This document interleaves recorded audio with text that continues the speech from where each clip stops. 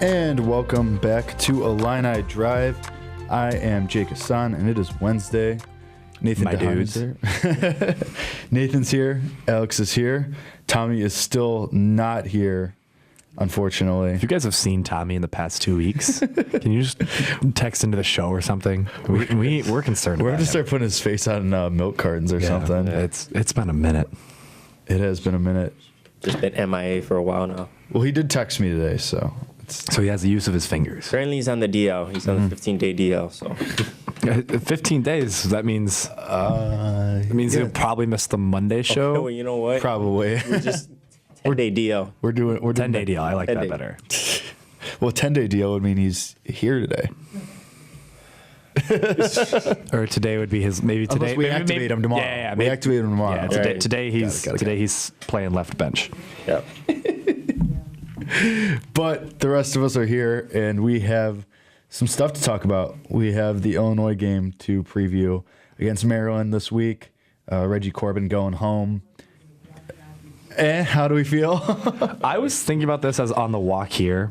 Okay. And I'm doing some research right now. Okay, so we don't feel great about Illinois and the state of Illinois right now. No. Correct. Because of what we've seen the past 2 weeks, because of the transfers, because of everything else. Product on the field.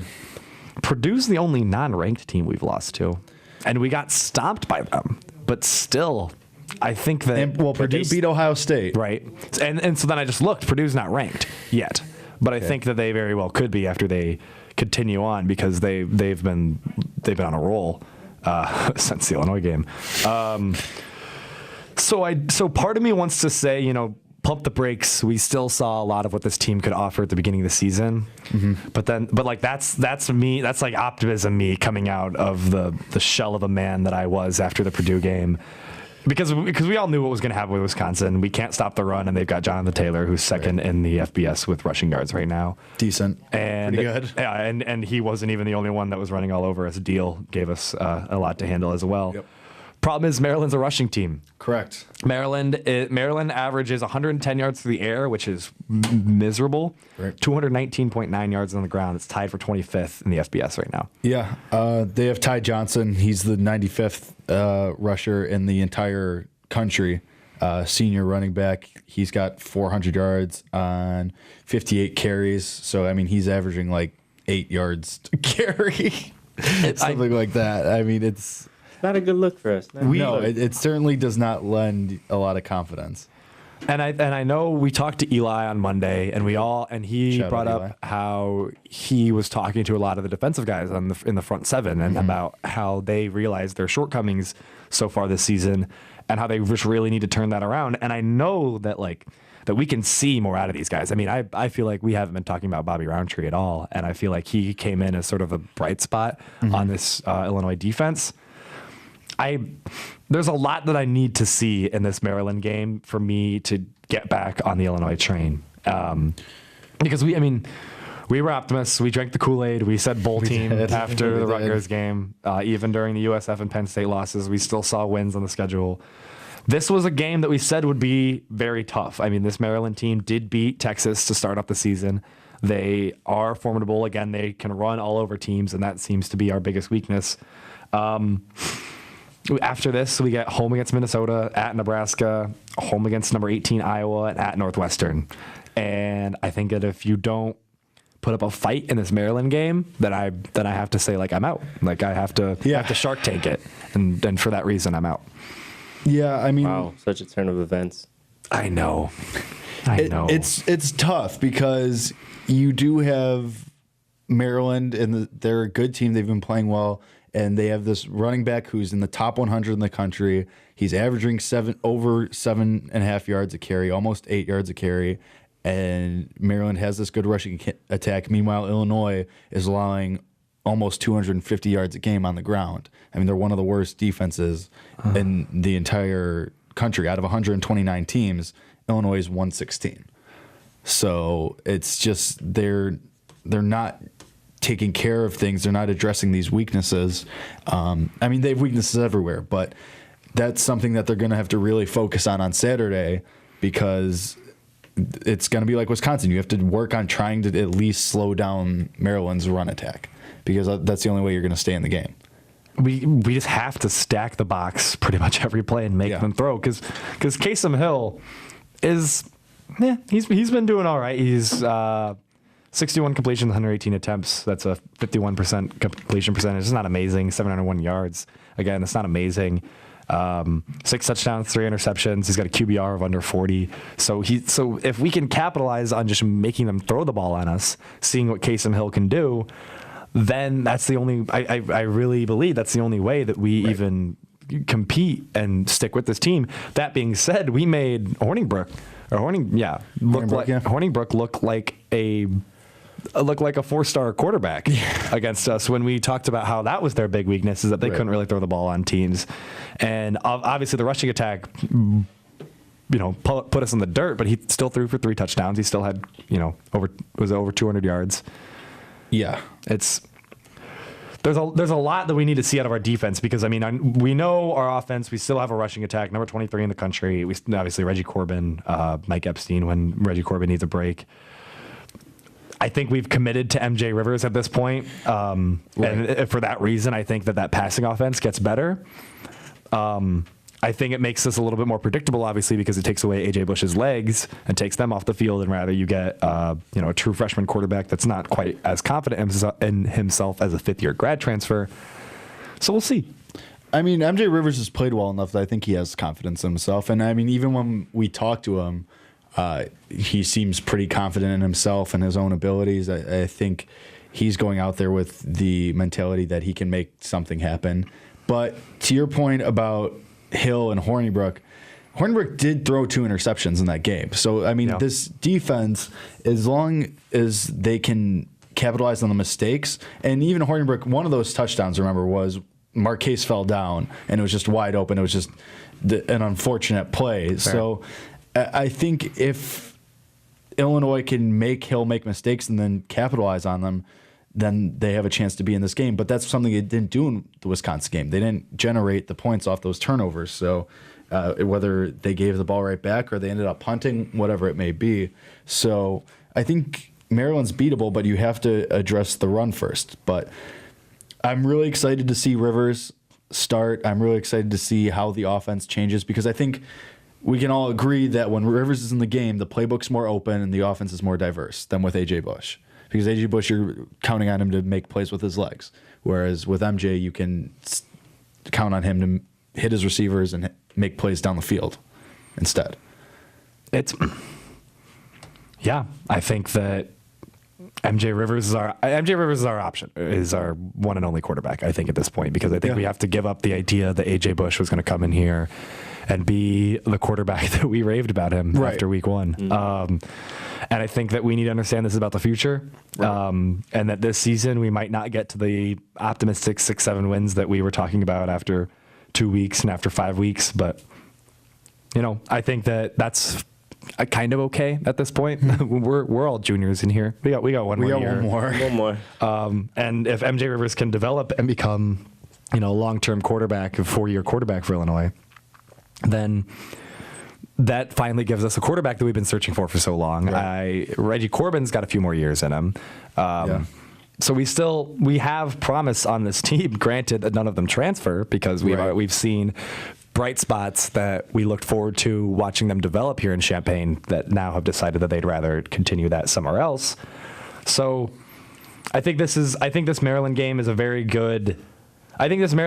similar to the Purdue game, where it's like, okay, these are your 2 midseason games that if you show something here, show us like what kind of team you are, then we can take something away from that, run with that, and know what to expect the rest of the season. Purdue game, we looked miserable. Yes. We were in the pits on that Monday show afterwards, having to discuss about being trounced. And this Maryland game, I think that, if we have it within a touchdown, if we pull off a win, which I don't think is out of the question. I mean, we can't totally count Illinois out. Right. If that happens, then you come home and you play Minnesota, who Maryland beat, and then you go on the road against a stinky Nebraska team. Mm-hmm.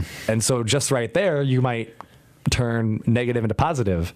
Right. And it's just hard because comes after a homecoming disappointment against Purdue, then going on the road and just knowing what was coming in the bear that was Wisconsin, the Badger, I should say. Yeah. And now you go on the road all the way to East Coast, to Maryland. And so back-to-back road games doesn't spell a win for Illinois the way that you would really hope it would. There was just so much optimism in this room a few weeks ago. Yeah, there was, and that's the disappointing part. Maybe I wasn't as optimistic as you guys, but I still had some hopes. That's fair. I still had some hopes. This is kind of what This is where you expected to be. Yeah, and I mean, it sucks that I'm right, but yeah, this is not a good look. We concede, Alex. You was right and we were wrong. Yeah. I mean, really though, the only game so far that hasn't gone the way we thought it was the Purdue game. Because really, we thought, I mean, we expected to lose to USF. We expected to lose to Penn State. Well, for 3 quarters, we didn't expect what happened. But I'm talking before when we made these predictions. Right, okay, I'm saying even. So we expected to lose to those teams. We expected to lose to Wisconsin. Now Purdue is looking like a better team than we thought. A team that beat the number 2 team in the nation, Ohio State. Number 1 passing yards in the entire nation right now, and Purdue just made them look bad. Yeah. So genuinely. I think if you can get this Maryland game back, I think you're still in a decent position because then you have 2 more wins than you thought you would have than you had last year, 2 more conference wins than you had last year, and then you get to go against Minnesota and Nebraska. And like you said, like Nathan said, this game isn't completely out of the question for Illinois. I don't think so. This is a Maryland team that lost to Temple in the beginning of the year, 35-14. This is a Maryland team that got shut out by, granted it was Iowa, but they got shut out against Iowa at home last week. So, or no, that was on the road. But still, I mean, no points entire game. Right. So, meanwhile, Illinois is averaging almost 30 points a game. They're up there in their rushing attack. Now, maybe with MJ Rivers, the passing attack comes more into focus. You can do a little bit more there. So, I really think that Illinois can hang around this game because, for the most part, even last week, they hung around in that game too. And I think we were really expecting them to just get run all over. And yeah, the final score, 49-20, is ugly. But, I mean, for the most part, they hung in there, and eventually the mistakes started to pile up. So I think if you can play a cleaner game and MJ Rivers can play a solid game, I don't think this is out of the question at all. And then you're sitting back at 500 going into 2 winnable games. And the over-under on the Illinois team this season was 3.5 wins. We're sitting at 3 right now with potentially winnable games in front of us. You know, a lot of people really bought in, and we were one of them in the beginning of the season, but overall, if you beat what Vegas predicted, then you can sort of claim this as the beginning of, you know, the Lovie Smith era taking over, and this is Illinois coming back to prominence. It seems like a long road right now, but you have to understand that, I mean, this wasn't going to come out of nothing. And it's not like we've been getting these unreal recruits that we expected to impact the team right away. Obviously, Isaiah Williams coming in next year was probably the biggest recruiting splash that we've made in football in a long time. So you got your first Big Ten win, you know, under Lovie Smith, which was finally getting over that hump. Right. Now you play a bunch of Big Ten opponents that, you know, Minnesota's beatable, Nebraska looks incredibly beatable. Iowa, I think you lose that game. You're probably going to lose that game, yeah. And then you go at Northwestern to close out the season. I think anything can happen there. I think Northwestern's a very good team, but I think we always play Northwestern very competitively because the whole in-state Northwestern almost lost to Nebraska, too. And I think, didn't they play a really ugly game this week, too? Northwestern? I just see at Northwestern, which concerns me a little bit. But I also have watched too many Northwestern games to know that Illinois is gonna play their best football against them. They hate Northwestern's claim to being Illinois' Big Ten football team, and I think that they want to have something to say about that every single year, and therefore they play them with an intensity that I don't think they really play a lot of other teams with. Maybe in Indiana every now and then, but. Yeah, I mean, progress could be seen out of the season. It's hard to say that in the middle of the season when I think if you end 6-6, that's very good. And sure. I think you can, like, let's say you. I think you end 5-7, and you pat Lovie on the back and you say, you know what, we made some improvement. Let's go get a bowl game next year. Yeah, I mean, because I think you can beat Minnesota and Nebraska. let's say even if you beat them, you're 5-7. So that's fine. You still got 3 conference wins. You're still building, though. I mean, that's 3 more than you had last year. I think if you beat Maryland and you end up 6-6, right? Am I doing that math correctly? Yeah. Yeah. You're predicting a loss to Iowa and a loss to Northwestern? Yeah. So I think if you go, then you're 6-6, and that's really, and I think that's really good. I think that's the stratosphere. That's the ceiling. Right. And but I think even if you lose to Maryland, you still have 3 winnable games, because I think Northwestern lost to Duke earlier this year, lost to Akron, barely beat Nebraska, and barely beat Rutgers. They beat Nebraska and Rutgers by a combined 6 points. Wow. Oh, wow. That's not good. So, and they have a slate of Wisconsin, Notre Dame, and Iowa coming up. Sheesh. So Northwestern's going through it. So I think by the time you get to that last game, they might be beat up. They might be worn down. So, I mean, you're looking at a decent chance at 6-6, which would be phenomenal.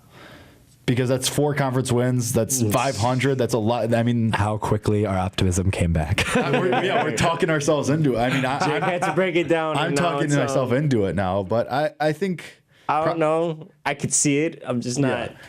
because that requires stealing one from Maryland and/or Yeah. Northwestern. And I think realistically 5-7 is probably what you're looking at.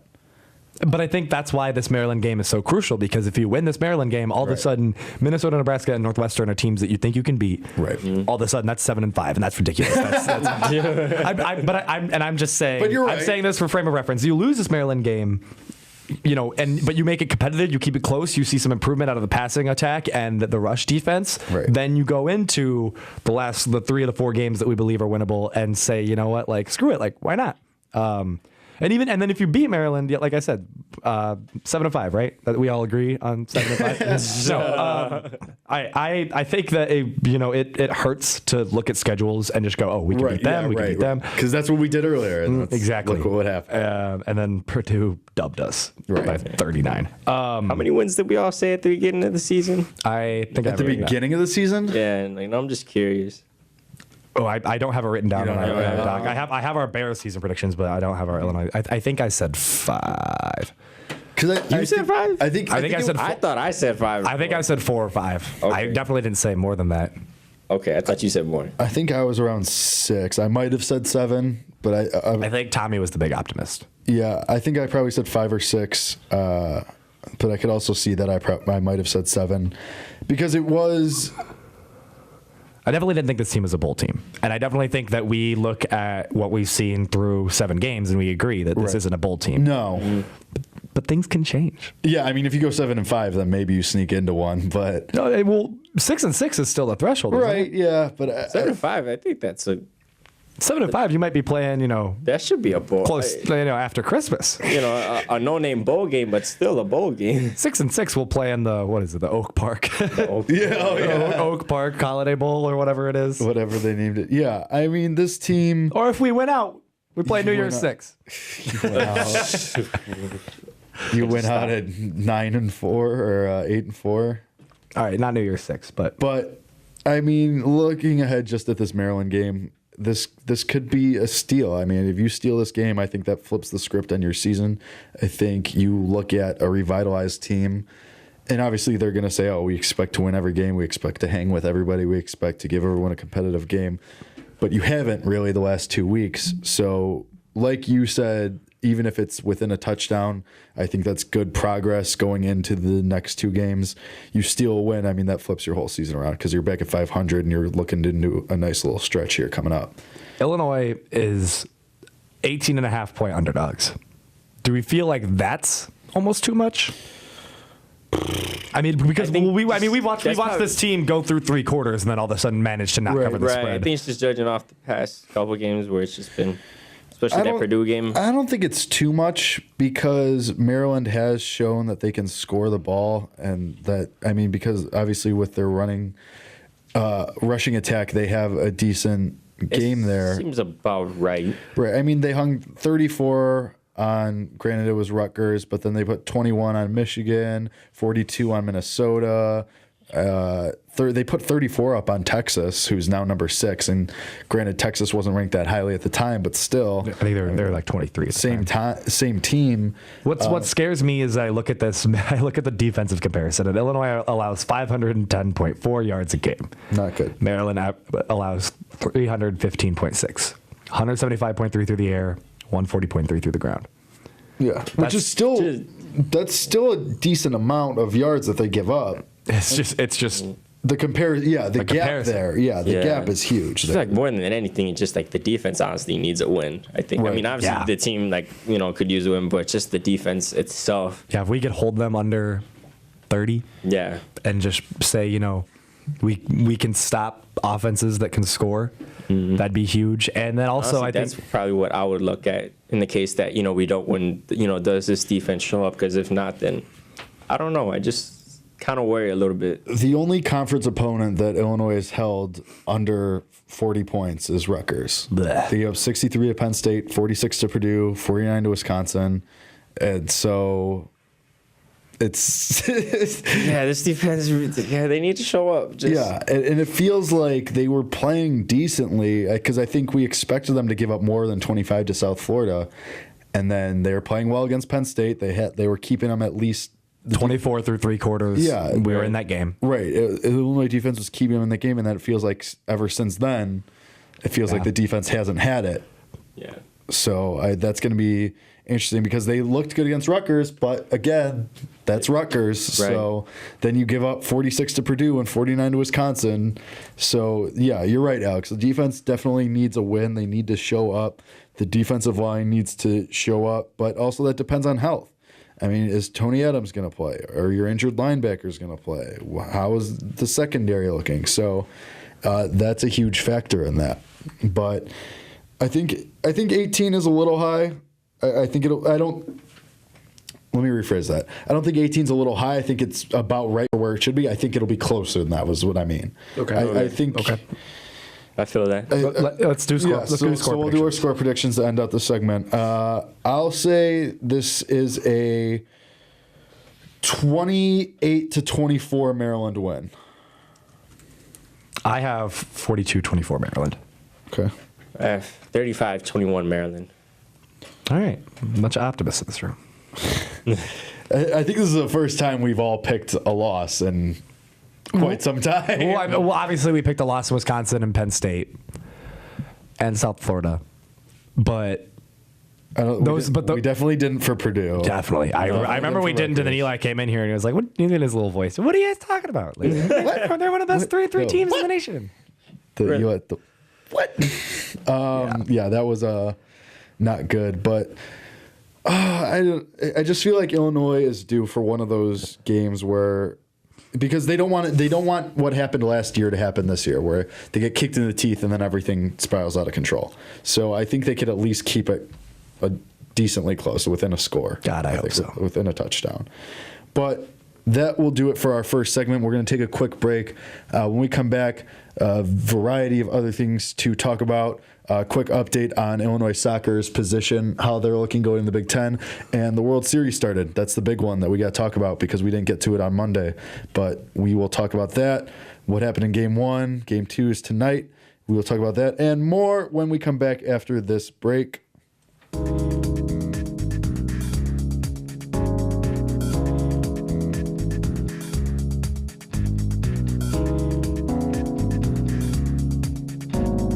And welcome back to Illini Drive. Wednesday, I'm here. I am Jake Hasan with Nathan DeHaan and Alex Aguilera. Just finished talking some Illinois football.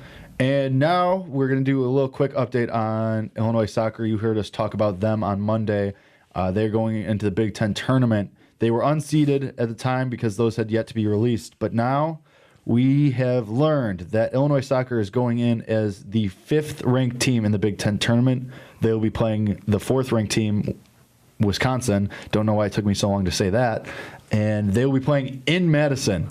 So that'll be a very interesting game.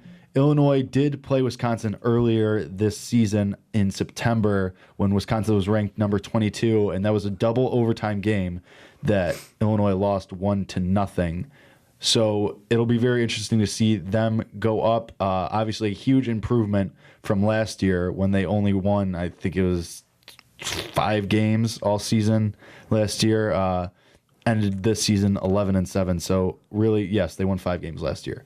Awesome for them. Really interested to see how this turns out for them, because in Big Ten tournament play, as Eli told us on Monday, it's free kicks instead of overtime.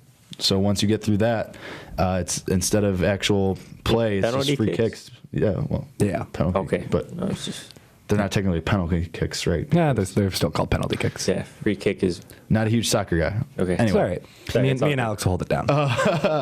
but definitely exciting for them to make such a big jump in one off season, in one season. So awesome for them. But yeah, this game, the reason that we keep saying the word interesting is because they played at Wisconsin the first time, double overtime game, like we said. In that game, it was sort of touted as a defensive battle, and it was to some extent, but Illinois did not look the more dominant team throughout the game. They did force corners. They did have attacking opportunities that were stopped by offsides or caught offsides 6 times that game.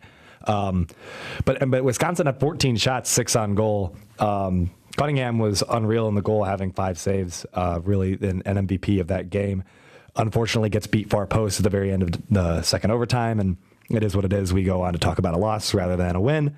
But, I mean, like we talked about, I mean, we brought it up earlier that Illinois has outshot their opponents for the majority of this season and has looked really strong on offense. They've got a lot of girls like Katie Murray and Kelly Madej that really look to put the ball in the back of the net and really can make an impact on the offensive side of the ball in this game. It worries me that it's in Madison because that's where it was last time. And I mean, I don't know It's an away game. It's an away game rather than a Neutral site. Yeah, neutral site playoff game. But I mean, this Illinois team showed us this season that they can compete with some of the best in the Big Ten. They have a solid record all throughout. Of course, they've made massive, leaps and bounds from where they were last year. They attributed a lot of that to the freshmen that have came in, and then a lot of the senior leadership that they've experienced. They beat ranked teams at the beginning of the year, like Duke, number 3 Duke, and at the time number 3 Duke, right. And then at the time number 14 Oklahoma State. They haven't lost a single game by more than 2 goals, so there's not been a game they haven't been at least competitive in. A lot of their losses, Wisconsin was a double overtime loss, Rutgers was an overtime loss. They come in overtime, and it's tough. It's golden goal. You put it in the back of the net. It's game over. There's no responding to that. So we'll have to wait and see. Finish their season with a road win against Nebraska. They did go 3-3 on the road in conference play. So I mean, they've shown that they can win on the road. Yep, and it's just tough. Wisconsin was a number 22 team. They lost to in overtime. Penn State was a number 20 team. They lost to in overtime. Those are the only 2 ranked opponents in the Big Ten that they played. We'll see, because if Wisconsin could keep up the offensive rage that they had against Illinois the first time, it's going to be really tough to combat that, but anything can happen. Yeah, very interested to see if they can pull that out, if they continue to advance the Big Ten tournament. Best of luck to them.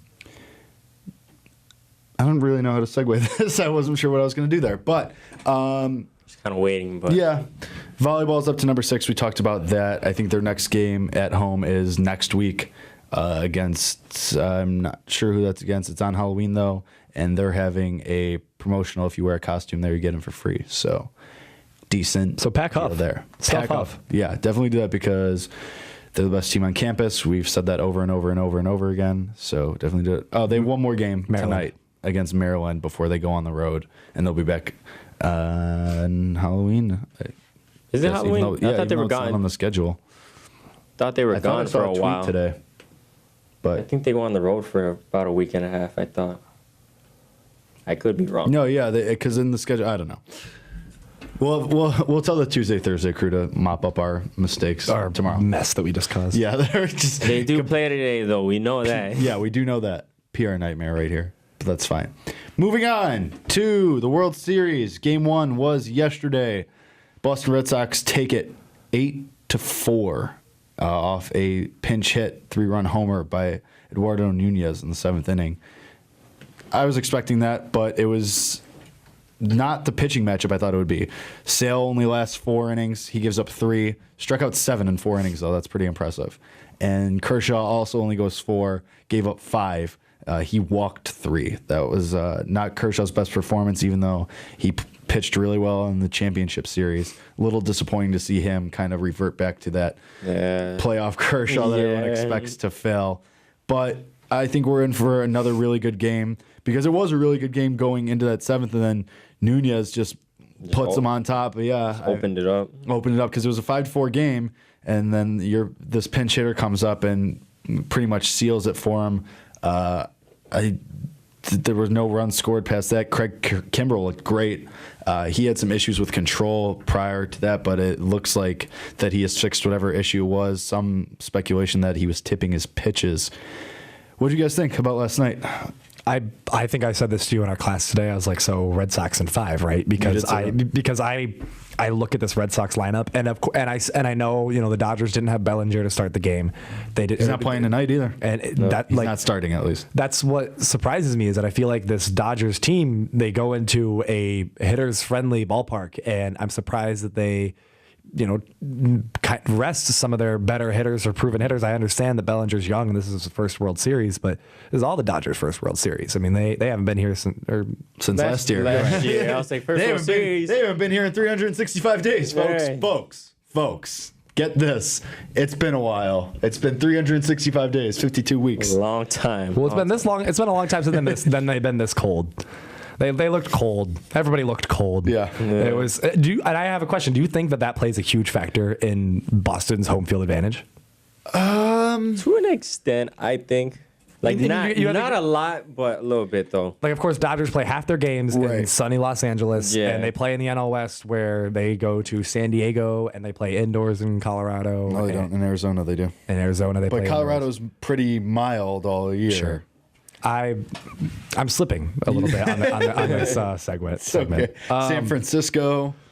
But you're right. I mean, to your point, the Dodgers are in LA most of the time. They play 81 games in LA, and then a lot of times they're in division. So in San Diego or San Francisco, they're in California a lot. Yeah, so they're on that West Coast for most of the season, and they don't go out east a lot, and even when they do, it's usually like July or August when it's summer, when it's still warm out. It's still warm out. I do think it does play a factor. I think especially for the pitchers. I think especially for relief pitchers who come in this very tense environment, and they have to hold a lead, or they have to try and not let the damage get worse, and they just have to throw, and they get a few warm-up pitches in the bullpen where it's cold there too, make the run to the mound, get a couple more warm-up pitches, because sometimes you can't feel the ball as much as you'd like, especially if you're trying to get some movement. And, Boston pitchers are used to that. And I think it does play a factor into it, at least to some extent. What I will say, and maybe I'm overreacting by thinking that the Boston Red Sox are some godly team, and of course they looked like that most of the regular season, that should knock out these Dodgers. The Dodgers have more pieces that I don't understand why they're not using nearly as much. And then, of course, obviously Kershaw crumbles a little bit in this game, does a little playoff Kershaw, but when the whole of Fenway is chanting Kershaw, Kershaw, after they get after the first 2 batters they send to the plate come across home plate and it's 2-0 in the top of the first, that's got to rattle you. That's got to be. I don't care who you are, like that. Just you could be Clayton Kershaw, and it still is going to kind of scare the bejesus out of you. And also, this is where I'll be right about one heavy hitting thing that I say today. This is the first time that the Dodgers have played the Red Sox in a long time. This is the first time Kershaw ever pitched against them. It's you mean these teams? Yeah, and they hadn't traveled to Boston, and at least not this season. Right. So so they never had to go up against these 108 win, powerful Red Sox. Yeah. Kershaw, I'm a little disappointed that he crumbled. I was expecting better from him. But also, Sale didn't have his best stuff either. Sure? Yeah, no, that's true. Sale didn't pitch that well. I mean, so when Sale gives you 3 runs too, you have to be able to capitalize on that. And you have to be able to get more from your offense. I agree. I think Bellinger should be starting. I get it. I get playing the matchups with the lefty-lefty matchup. Bellinger's a left-handed hitter. You had Sale. Now tonight you have Price. So it kind of makes sense to me. But Kiki Hernandez really didn't look great in this game. Yeah, I mean, the thing about Kike Hernandez for me is he's had a couple really good postseason games. And last year he had the 3 home run game. I've said that before. I think he had a multi-homer game in the National League Division Series too. So he can show up in these moments. Chris Taylor can show up in these moments. But tonight for the Dodgers is a game that they have to get against David Price, because if you let Price come out here and throw 6 shutout innings, 7 shutout innings, even go longer than that, that's huge for Boston, because Price is kind of like Kershaw in the way that he has these playoff demons that he hasn't always been able to shake, and it's known that you can get to him in the playoffs. If you let him deal tonight, then he's going to be available in the bullpen later too, and then you're down 2-0 going into Game 3, and you need to win Game 3 then. With Nathan Eovaldi, who throws 102 on the black, starting for Boston in Game 3. I think that to that point, Eovaldi was probably the best acquisition any team made at the trade deadline. Yeah, I mean, I know I don't have all the. I can't think of every single person. No, off the top he's of up my head. there though. But I mean, you were already in a position to win your division and win it handily, and then you said, you know what, like, we're about winning a World Series rather than just going to the playoffs. Let's go add, like you said, 102 off the black. The thing with Eovaldi, to me, is that they didn't acquire him thinking, all right, this is our Game 3 World Series starter who's going to close out games in the championship series for us and clinch our World Series with. They got him as a stopgap while Eduardo Rodriguez was getting healthy, and while Rick Porcello and Stephen Wright were getting healthy. Then he comes here, works with their pitching coaches, and all of a sudden he's got this awesome control, and he's shutting teams out, and you're thinking, okay, maybe this is more than that, and now he's going to be starting Game 3 of the World Series, despite whatever happens tonight. It's wild. It's a wild situation for Boston.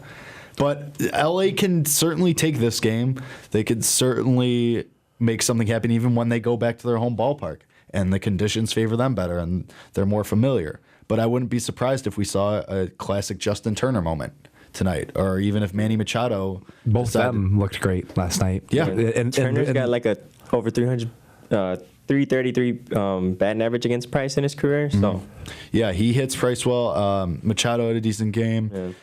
What really stuck out to me was, Mookie Betts was 1 for 4. That's my guy. JD Martinez was 2 for 3. Xander Bogaerts was 0 for 3. But Andrew Benintendi was 4 for 5. He scored 3 runs. He had an RBI too from the 2 spot. If he gets hot, guy who used to be the number 2 prospect in baseball, I think he won Rookie of the Year last year. Maybe. I'm pretty sure. He gets hot, then you're looking at guys at the top there, Betts, Benintendi, Martinez, Bogaerts, and your first 5 who are swinging the bat well. LA's in trouble. But from the flip side, I mean, it's not like they don't have guys. Turner's up there, Freese is up there. We know what he can do in the postseason. Machado, Bellinger when he plays again.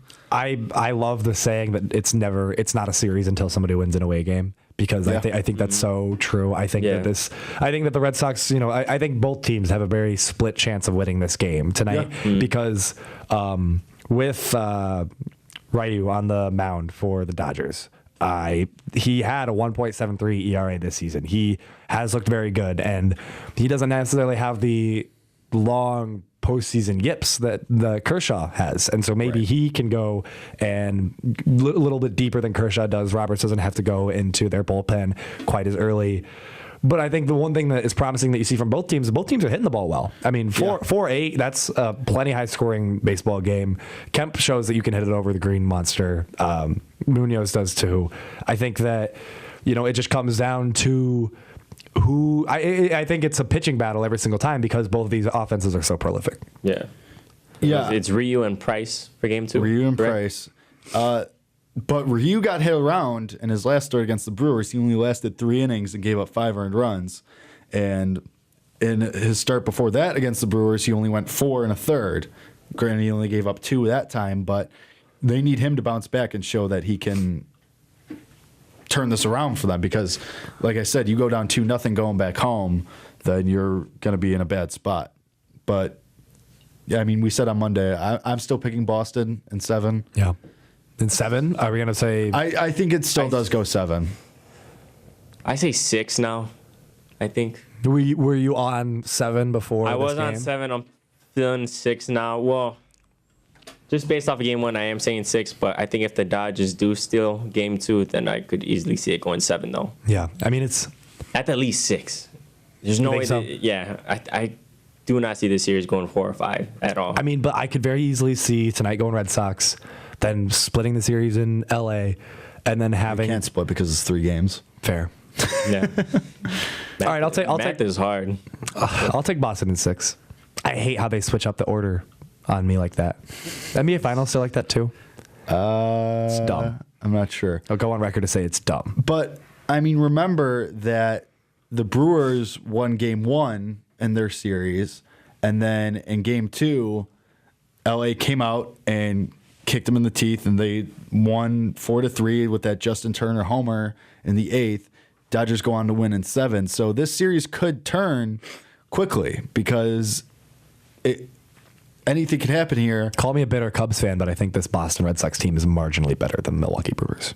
Marginally, yeah. No, I'll give you that, but I'm saying that as far as flow of a series goes, that I'm not ready to say that Boston's going to win in 5 or 6 just based off one performance, because LA can easily come back, have a great performance from Ryu, or even if he doesn't have a great series or a great start, go back and forth. And because we saw even last night, it could be a slugfest. They can go back and forth. Yeah. So, which in that scenario, I think Boston has a little bit better of an advantage, but the Dodgers can do that too. They have the guys. The Dodgers could pull it off, though. Just history. I mean, it's not the most professional, per se, opinion, but it's just the Dodgers always choke in these types of series, though. No, it's true. It can only go so far, and then, look at how Kershaw showed out in game 1. And like we've seen all season from the Red Sox, this team was the best team in baseball, and then they got better as the season went on. And although they didn't finish with, what's the record for most wins? It's that Mariners team. Yeah, 114. 114. There was people that were talking about them touching that number, and they were on pace, midway through. They were on pace for 121 at one point. That's wow. Nuts. That's nuts. But anyway. I just... Red Sox in 6. I'm going with that. Yeah, I do still think it's going to be Boston. I do think it's going to be 7, though. Question for you guys, though. What would be more disappointing who would a loss be more disappointing for? The best team in baseball all season, or the team that is in the World Series for the second time and went 7 games last year? I think, honestly, I would say Boston. Just how dominant they were this whole year. I mean, obviously, this wasn't the team that they were last year, but I mean, I don't know, like something like this from the Dodgers, I would expect. I don't know, that's just me, but I just think the type of season that Boston had, it has to be a championship. You got to finish off a season like this with a championship. I think that's such an intriguing question because, like you brought up, best team of baseball versus who is it more heartbreaking for? The choke artists. Right. And I want to say the Dodgers because not only did they go to the World Series for the first time in a long time, 30 years, last year, and then end up losing to the Astros, and now they're back this year, but because of how much they bought in this year, right? Because of all of a sudden they had this slow start, and then everybody starts popping off for them. You go get Manny Machado, and then you go get Manny Machado, and then you go get Dozier, and you try to address every single aspect of this team to form a World Series team. So that's why I think it'd be more heartbreaking for the Dodgers because I still think one of the most heartbreaking storylines in sports was the 4 Super Bowls for the Bills back to back and to lose all 4. So I think this is obviously it doesn't even touch that yet because it's 2 compared to 4, but to go to a World Series and lose in 7 games and then to go to a World Series and then after addressing every issue that you could have seen after getting the best free agent that was available to lose again. I think that and it's a hard pick though because like you said, the Red Sox, if you're the best team in baseball, you sort of expect to then go on and have that title at the end of the year. I thought about this earlier today, and it's a good question. For me, it's Boston by a hair. Yeah, it's close. Because they were the best team in baseball, 108 wins. They were so dominant. They dust the Yankees. They take care of the Astros, win on the Astros home field. So they go through the probably second and third best team in baseball. If we're saying the Red Sox are the best, I think the top 3 were probably Boston, New York, and Houston. Flip-flop the 2 and 3, whatever, but they absolutely take care of business with Houston. The Yankees gave them a little bit of a fight, but still that was 4 games. That didn't even go a full series. and then you get to the World Series and you lose. I mean, because it's kind of like you said earlier, you had one goal, you had one expectation here, and when you went and got JD Martinez, and when you went and got Eovaldi, you said, all right, this is what we want. This is what we're not settling for anything less than. It is by a hair, though, because the Dodgers, especially if it's how they lost last year, after last year with that crazy Game 5, and then Game 6 was a really competitive Game 2, and then they lose in Game 7. If it's something like that again, where it's 6 or 7, and they're in it till the end, that's going to suck. But I think it'd be more of a disappointment for the best team in baseball to almost cruise through the playoffs to get to this point and then lose. That would be not a good look. What do you think it'd be more demoralizing for the Dodgers fan base if they lost in 7 or if they lost in 4? To either go through the ups and downs of a series that goes 7 or to just get your butt handed to you? I think it'd be more demoralizing to do it in 7 because really, if it was in 7, you're in it and you had the chance and then you were right there and you couldn't do it. I think if you get swept, it's kind of like, all right, well, this was the most dominant team in baseball and they showed it. Yeah. I don't know where I side on that. I think demoralizing, I feel like just because of the word that I used. Right. Yeah. I guess 4 makes you feel like, man, like no matter who came out of the NL, they didn't have a shot. And it just, but doesn't that make you feel better though? Rather than if it was 7? Hard to feel better about anything when you get swept. Obviously. I get the point you're making. Yeah. Yeah. I don't know. I just like for 4, like it just shows like, okay, these guys like had no chance. Like they just couldn't do anything. Whereas 7, it's like, hey, at least you had a shot. Just 4, it tells you like they had no shot. I just feel like that's more demoralizing with the word you're using. Right. But that's an interesting question though too. I like that. That's good. I'm very interested to see the rest of the way though. These are 2 really good teams. They have really good players. They each have their own set of stars. And I think it's going to be a really good series regardless. I think we're going to get multiple bench clearings too. I think we're going to get at least 2 in the series. That would be fun. Just because the players that are on the team, obviously Machado, we know he's not well liked. No.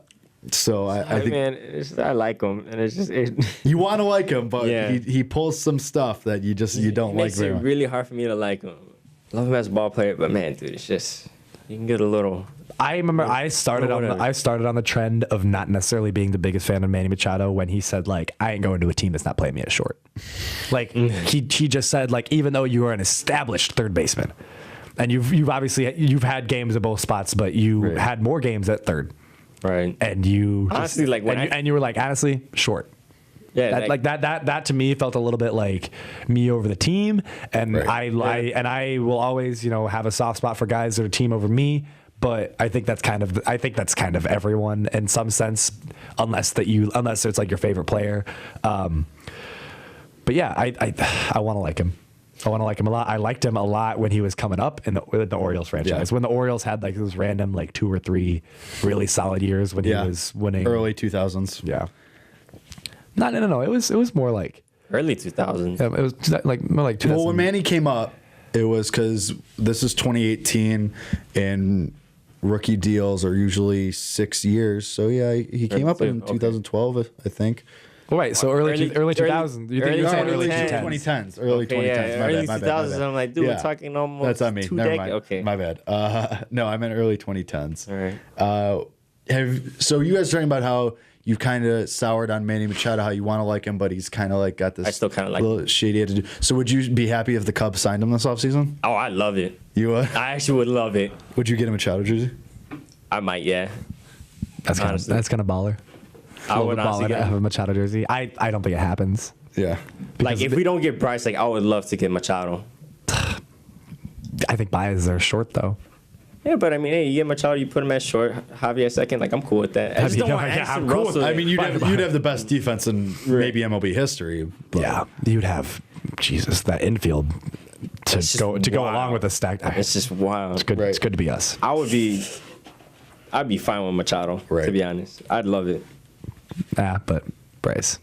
I mean, yeah, like if I had to choose, I guess I'll go with Bryce, but you're not getting Bryce. Bryce. We are. Honestly, dude, as much as I want Bryce, I don't think because we you're get sitting him. in Tommy's seat doesn't mean you get to I don't talk think about we it. get I Bryce. saw your tweet that was like the eye rolling or It was whatever. Facebook, It's Facebook about how Because- it's inevitable that we get Bryce Harper, Right. and by no means is it inevitable. That's why I did the eye roll emojis, because it's inevitable. Because that story was taken, the headline of that story was taken from the lead of a story on The Score that was saying, oh, that it's inevitable, quote unquote, but went on to break down like other stuff surrounding Bryce Harper, not actually saying like, oh yeah, the Cubs are gonna get him. This like that story that I shared was like misleading, and that's why I was eye rolling it. Do I think the Cubs have a really good chance of Bryce Harper? Yes. Do I think it's inevitable? No.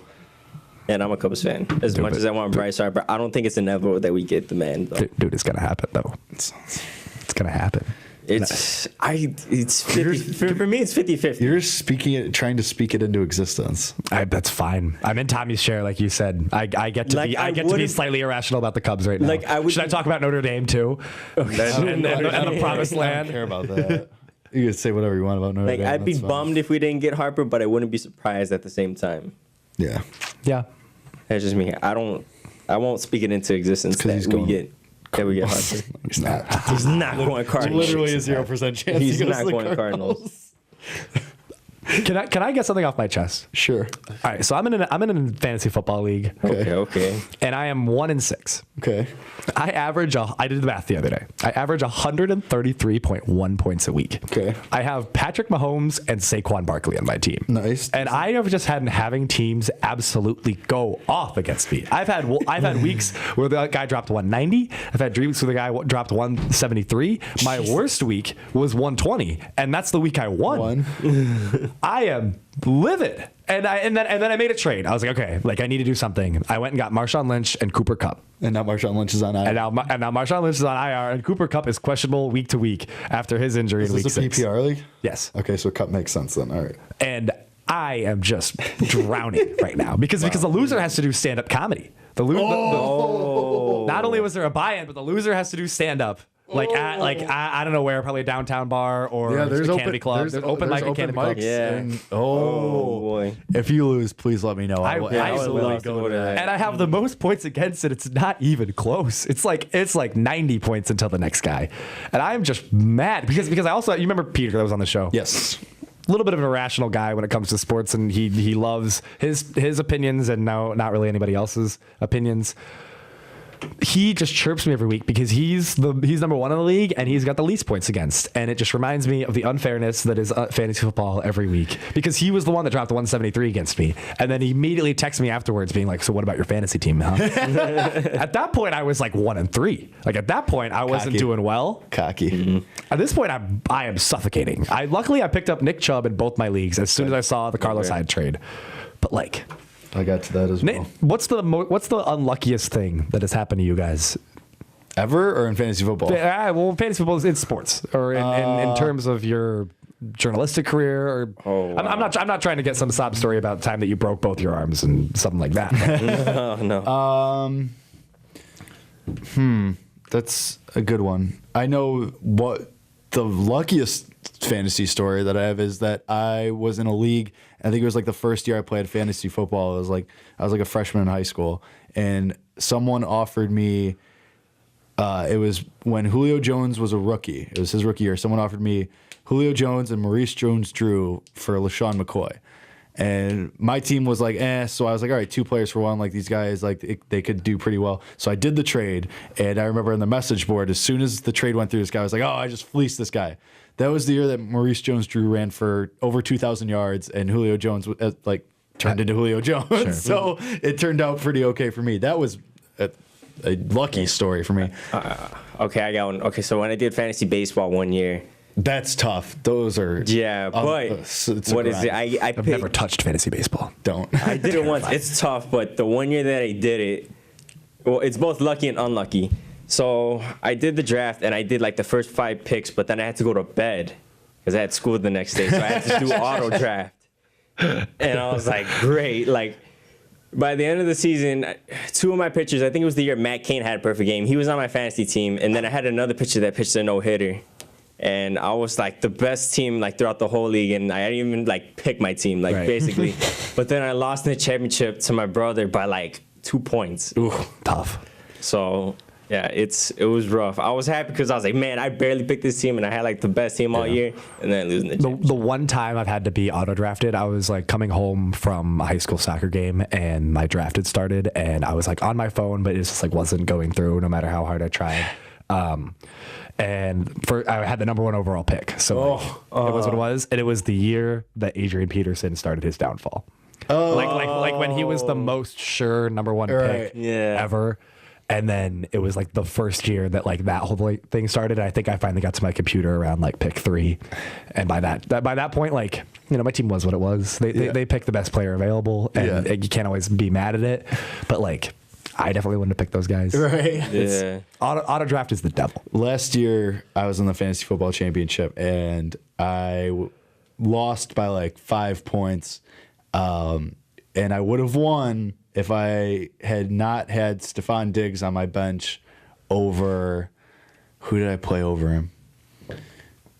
I want to say it was someone who like wasn't a huge name, but like was kind of on a hot streak. And so I played them, and then they scored like 10 less points than Stephon Diggs that week. And Stephon Diggs had a really good week. And the guy texted me after the final scores were, and he said to me, "If only you played Stephon." And I was like, "Yeah, man, I know. I get it." This last week, I had Melvin Gordon, and then that was just like the most random scratch that's ever been made, and it was in London, so that happened at 7 a.m. You're right. And Lord knows I wasn't awake. Right. That was tough, but oh well. Well, this has been a good show. Quick note: Bulls are 0-3. Chris Dunn's out for 3 weeks, 2-3 weeks, so they're gonna probably get the number 1 pick. Hopefully, Lakers are 0-3. True. That's true. Yeah. LeBron looked just bad against the Spurs. He did hit that overtime. The one to send it to overtime. Yeah, and he missed free throws. Yeah, he's never been a good free throw shooter though. Yeah, I think his career percent is like 68. You miss 2 free throws, and then you call your own number on an ISO, and you don't really get that great of a shot, and you lose the game. Go 0-3. Granted, they've gone 0-3. They played the Rockets and the Spurs, and those are 2 playoff teams. Yeah. I can't remember off the top of my head the other one. They go to Phoenix tonight. That's a win. Hopefully, should be if they don't beat Phoenix. Oh boy, that's tough. But thank you for listening. This has been Illini Drive. For myself, for Nathan, for Alex, thank you for listening and hanging out with us. We will be back on Monday. Catch the Tuesday, Thursday crew tomorrow as they give their previews of the Illinois and Maryland game. But that does it for us. Alex, hit the music.